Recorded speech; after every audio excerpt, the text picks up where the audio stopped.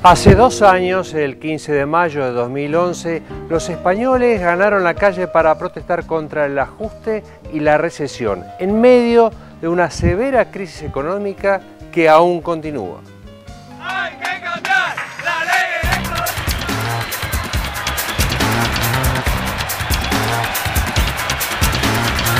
Bebéis, lo que sea, veniros todos aquí. Hace falta gente, hace falta implicación de la gente para que esto cambie.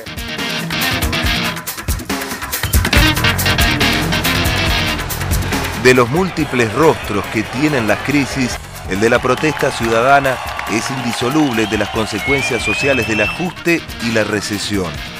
La gente sale a la calle y reclama. Así sucedió el 15 de mayo de 2011 en España. La chispa fue una manifestación convocada ese día en Madrid por la organización Democracia Real Ya, en la que participaron miles de personas. Al terminar, unos 40 manifestantes se quedaron a dormir en la céntrica plaza de Puerta del Sol.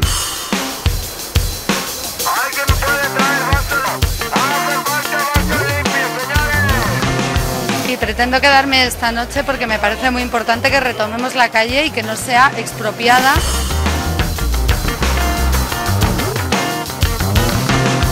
Pero el ejercicio del reclamo callejero masivo había comenzado casi un año antes, el 29 de septiembre de 2010, con la huelga general lanzada por las dos principales centrales obreras españolas, Comisiones Obreras y Unión General de Trabajadores. Aquella protesta fue contra dos proyectos que apuntalaban el ajuste: la reforma laboral promovida por el gobierno socialista de José Luis Rodríguez Zapatero y que envió en vigor el 19 de septiembre de 2010. Todas las mejoras que hace falta y todo el apoyo que hace falta a los jóvenes, especialmente en el empleo, se consigue trabajando y votando. El movimiento 15M logró aglutinar diferentes sectores sociales y ha sido la plataforma de lanzamiento de otras organizaciones, hoy muy activas, algunas de ellas creadas poco antes del histórico acampe. Entre ellas, Democracia Real Ya, Juventud Sin Futuro, No Les Votes, Estado del Malestar y Plataforma de Afectados por la Hipoteca, esta última creada en febrero de 2009 para luchar contra los desahucios y a favor de la denominada dación en pago. Espero que continúe este fin de semana, y ya no solo el fin de semana, sino que esto se continúe ya no solo presencialmente, sino mentalmente.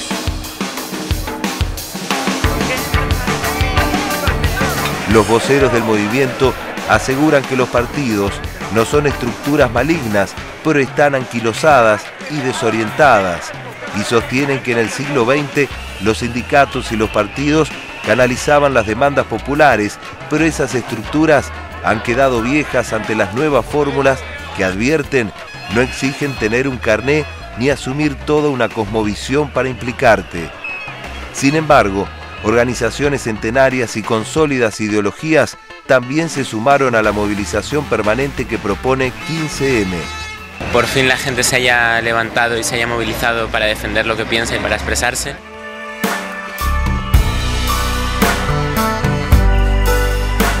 Desde que arrancó el año, en España se organizaron un promedio de 27 manifestaciones diarias, según datos oficiales, lo que supone un 70% más que en 2012, año en que tuvieron lugar 6.125 concentraciones, es decir, 16 manifestaciones diarias. Yo pienso que es una cosa increíble para mí. Si no lo movemos los jóvenes, ¿qué lo va a hacer? Los activistas aseguran que la primavera global debe ser solo el comienzo de un proceso de lucha que desemboque en un otoño europeo de lucha y de movilizaciones.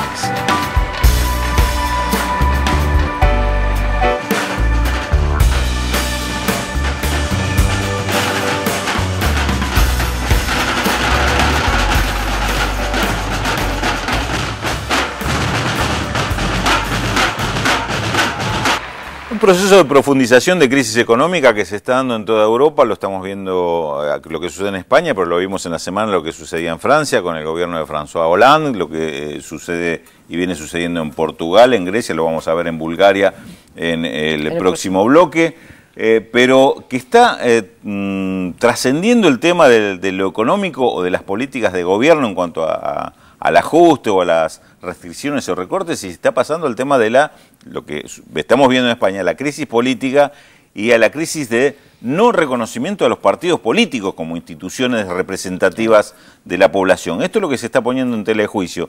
Estaba viendo y comentábamos acá un documento que está discutiendo hoy el Partido Socialista Obrero Español, el PSOE, que no es simplemente el partido de oposición que está viendo desde afuera esta crisis. Recordemos que el 15M, el 15 de mayo del 2011, surge después que el gobierno de Rodríguez Zapatero había votado una reforma laboral que en septiembre del año anterior, 2010, entró en vigencia. Fue la primera protesta porque fue una huelga general de las distintas centrales obreras y derivó en que el año siguiente, el 15 de mayo, saliera la población en general a las calles y provocara este hecho, el 15M, y este movimiento. Es decir, cuando ya Rajoy estaba en el gobierno, pero Zapatero le había dejado como herencia esta reforma laboral que después Rajoy profundizó. Pero el documento del Partido Socialista que están tratando hoy plantea desde la formulación que hace la Comisión Ejecutiva del Partido justamente esto, el problema de cómo enfrentar la falta de representatividad de los partidos políticos, el alejamiento de la población, la pérdida de prestigio y credibilidad, dice el documento, que han fallado los partidos en los contenidos y en las formas. No ha logrado solucionar la crisis, no ha evitado el paro ni los ajustes sociales y ha permitido que los poderes no democráticos en la economía y en las finanzas controlaran la propia política. Es decir, está reconociendo que el poder económico corrió a los partidos políticos del centro de la escena, son los que están manejando hoy la política, y los partidos no siquiera tienen la reacción como para mostrar una cara diferente, son simplemente títeres de ese poder económico.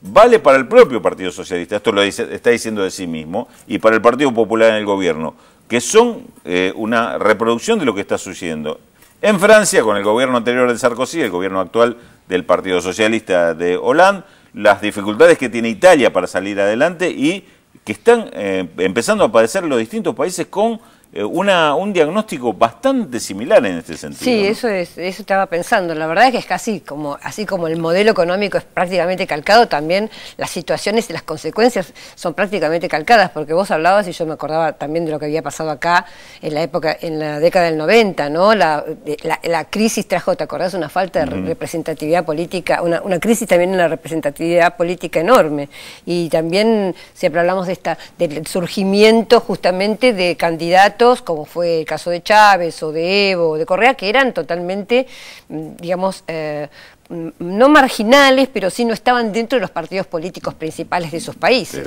Es que lo dijeron algunos de los testimonios que estábamos escuchando en el informe respecto de los partidos y los sindicatos. El siglo XX estuvo estructurado en base a organizaciones políticas muy fuertes que eran los partidos y los sindicatos. Y está claro que por múltiples motivos los partidos ya no representan eso, mucho menos los sindicatos, cuando vemos que esos grandes sindicatos no existen más, porque tampoco existen esas grandes fábricas que existían en el pasado y existe el teletrabajo. O sea, pero eso cuando el modelo es neoliberal, cuando el modelo se modifica, los partidos políticos empiezan a tener peso específico y en algunos casos los sindicatos también. Me parece que depende... ¿En el caso de Europa? Ah, no. Yo estaba pensando en Europa. No en general, no. Estaba pensando en Europa. Uno podría llevarlo también a otros lugares. Incluso con los casos que diste, en el caso de Venezuela, en el caso de Ecuador, es la crisis también de esos partidos políticos. Pero el caso concreto de Europa, partidos, sindicatos, organizaciones del siglo XX, que hoy no contienen a la población y que por eso aparece en este nuevo movimiento, el 15M. Estaba leyendo una entrevista muy interesante a un sociólogo, Jorge Moruno, en el Diario Público de España, que decía, no es un actor concreto. O sea, tenemos que ver que esto no es lo que eran antes los partidos, los sindicatos, es una nueva forma de actuar. Y para eso necesitamos herramientas de análisis diferentes a las que teníamos en el siglo XX, porque representan más un clima social que una respuesta política tradicional, partido, sindicato. Lo que pasa es que uno no sabe ni a dónde van, ni cómo se van a estructurar, si van a tener éxito, si van a provocar algún cambio profundo, si van a desaparecer. Ha pasado, claro. Uno busca las respuestas mientras hay un camino que se está construyendo, donde obviamente no tenemos la respuesta respecto de esto. Uno se pregunta cuánto tendrá que ver en esta crisis de los partidos políticos la pérdida de identidad ideológica. Cuando se empezó a hablar con el neoliberalismo de que habían acabado las ideologías, y mucha parte de los partidos tradicionales aceptaron este criterio y empezaron a parecerse cada vez más unos a otros los partidos, porque eran simplemente elegidos para ser administradores de algo que no importaba hacia dónde iba. Pasó con el Partido Laborista y el Partido Conservador. Iba para el lado del mercado, si no... Tal cual, el Partido Laborista y Conservador en Gran Bretaña, en los casos que estamos nombrando en Francia, España y demás, y se perdió esa ideología, esa identidad, en función de algo que recién ahora se empieza a reconocer que no era político o no tenía la cara de una personalidad política, sino que había un poder detrás que es lo que estaba dominando y estaba manejando los hilos. Por eso es que lo que creo que lo que estamos viendo es un vacío de representatividad, no un reemplazo. En el sentido tradicional, porque esta gente se siente representada, más que representada, se siente parte de...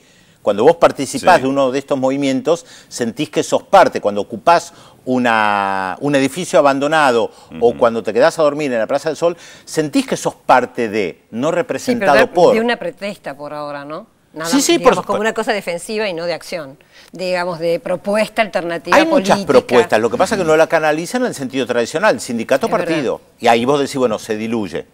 Sí, lo vimos en Occupy Wall Street. Sí, también. Se diluyó. Yo quería no, siguen estando, pero por abajo. Pero por abajo, bueno. Claro, al no estar concentrados... Al no ser visible... bueno, pero eso es un problema mediático. Al no estar concentrados en una plaza tomada, aunque no eran miles, eran unos cuantos cientos, que le daba una gran visibilidad, cuando vuelven a los barrios y se organizan de otra manera, los medios no llegan. Los medios de comunicación no llegan a una asamblea de 50 personas en un barrio que discuten respuestas concretas respecto de algo que sucede en el barrio. Tengo mis dudas igual realmente de la operatividad y la efectividad de estos movimientos que terminan en el garage de la casa. Yo bueno, soy mala para eso, pero la verdad que... No, yo lo que quería agregar en relación al tema de la ideología era que, bueno, también cómo marcha la ideología en otro, por debajo o en otro sentido. En estos gobiernos neoliberales, uno de los sectores más golpeados, no solo económicamente, han sido la educación y la salud. Y ayer, justamente, en España se votó una nueva ley, una reforma, mejor dicho, a la ley educativa, terrible, porque el Partido Popular, que tiene mayoría, porque los españoles votaron masivamente al Partido Popular, aceptaron esta nueva reforma que, por ejemplo, elimina la materia educación para la ciudadanía, que sería algo así como enseñanza de civismo, y la reemplazan por una materia que no es optativa, pero que es religión. No es optativa, pero al mismo tiempo da mucho puntaje para aquellos que quieren ganar becas o algún tipo de beneficio educativo. Entonces, realmente aparece en un lugar como España, en un lugar donde estuvo el franquismo, donde hubo este ocultismo, este catolicismo medieval tan fuerte y tan asentado. Esta nueva reforma educativa realmente suena como algo peligroso y evocador de momentos muy oscuros del país. Es que ahí sí hay una diferencia con el PP. Entre el PSOE y el PP, claro, en muchos de estos temas hay diferencias. Esta materia que se saca ahora, educación para la ciudadanía, la había puesto el PSOE. No, quería comentar que los estudiantes, maestros, profesores, estudiantes llaman a una marcha muy importante en toda España para junio. Todavía no hay fecha. Como se decía en el informe, hay marchas todos los días en España. Hay protestas, uno podría decir moleculares, que no tienen la gran visibilidad. No son 2 millones de personas en la calle, lo vemos en Portugal también. Continúan las marchas y las protestas, porque los recortes son impresionantes en todos los ámbitos, principalmente salud y educación, por supuesto, pero no solamente. Con las consecuencias sociales, porque, bueno, aparte de los suicidios en Italia, ahora cuando hablemos de Bulgaria vamos a ver que hubo gente que se incendió tipo Bonzo. Aparte de eso, yo estaba viendo las cifras de educación, el grado de deserción que llega al 25%, el grado de los chicos menores de 15 años, hay un 40% de repetidores, digo, porque además son chicos que viven en hogares con problemas, con el papá que se quedó sin trabajo, con que tiene el problema de la vivienda que de repente está hipotecada, es decir, los dramas sociales que traen toman estas políticas económicas que por ahí son de la vida cotidiana, entonces uno se olvida, pero que realmente son terribles para la población. Investigadores que se van del país. Justamente ayer estaba leyendo una entrevista a una investigadora importante española, estaba leyendo en el diario El País de España, que también se fue a Estados Unidos, ni piensan volver, porque justamente no hay lo que hacer, le recortan por todos lados la investigación, el dinero, absolutamente todo. Claro, el país se hunde en el atraso total, ¿no? Bueno, ¿tenemos mensajes? Tenemos algunos mensajes, algunos que responden a la incógnita, van acertando, como Alejandro de Recoleta, Elena de Adrogué, otros que manda felicitaciones, como Fabián de Lomas de Zamora, Adrián de Palermo, algunos de los mensajes que están llegando. Ya acertaron qué bárbaro. Muy pocos datos acertaron. Yo quería mandar un abrazo grande a la gente de Neuquén, estuve esta semana allá, la verdad que todos ven el programa, es impresionante, así que bueno, desde acá un beso grande a los de Neuquén y quería darle especialmente a Fernando Barraza, Marcelo Pérez Lizazo de la Radio Universidad de Neuquén y Marcelo Pascucio de Radio Nacional de Zapala. Así que, bueno, muchas gracias por el cariño que también les hago extensivo a Pedro y a Rulo. Y voy a dar más datos de la incógnita, para los que no acertaron. A los 13 años comenzó sus estudios secundarios en Múnich y se convirtió al catolicismo, lo que le ocasionó no pocos problemas con sus padres que eran ateos convencidos. ¿A quién nos estamos refiriendo? Les doy los teléfonos otra vez para quienes quieran comunicarse, 0800-444-1777 o al 4535-0709.